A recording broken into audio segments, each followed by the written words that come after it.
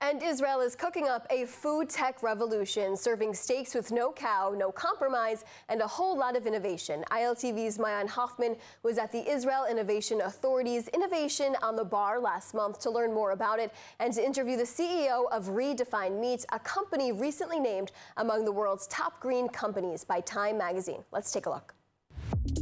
The world is getting hotter and resources are shrinking. With 8 billion people to feed, the need for alternative protein sources has never been greater. We need food that's more efficient, sustainable, and secure. Israel is leading the charge. The country is home to more than 250 food tech startups.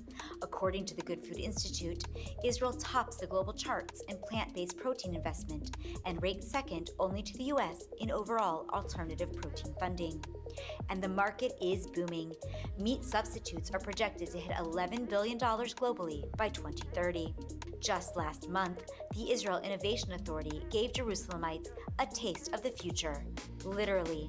As part of its Innovation on the Bar series, it brought one of Israel's top food tech companies, Redefine Meat, to Mike's Place in the city center. Guests got to hear from the CEO, learn about the company's cutting-edge technology, and sample some of its surprisingly delicious products. I stopped eating meat and I wanted to go back to eating meat, and I wanted to create a steak that I can eat that would be good for the planet and good for animals. We are building the world's biggest meat company that doesn't need to kill any animal.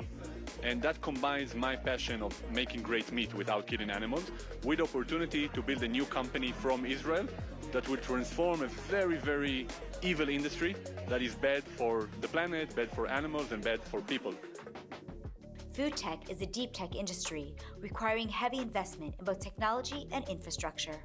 That can make it difficult for private investors to see a clear return. While Ben Sheetreat believes that in 15 years, Redefine Meat will be a multi-billion-dollar company, not all investors have that kind of patience. That's where the Israel Innovation Authority stepped in, providing the company with its first funding to launch its R&D. Once Redefine Meat began scaling, selling, and generating revenue, it became much easier to attract additional investment. Moreover, Ben Sheetreat said Israel is more open to food innovation than many other countries around the world. For example, last year, Israel became the first country to grant regulatory approval for cultured beef.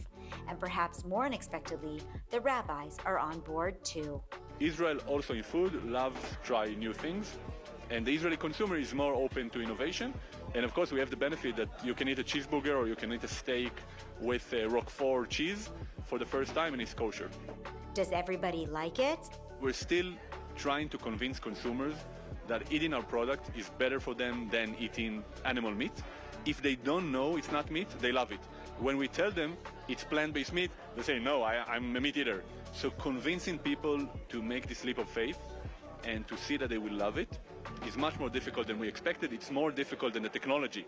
ILTV decided to judge for itself, starting with one of Redefine Meat's steaks that Ben Sheetreat said was similar to picanha. It was juicy, rich, and deep in flavor. Wow. As you bite, you break down the fibers and you release more and more of this moisture from the blood and the richness from the fat. We broke down meat to components. We don't create a steak, we create separately muscle, fat, blood, and connective tissue.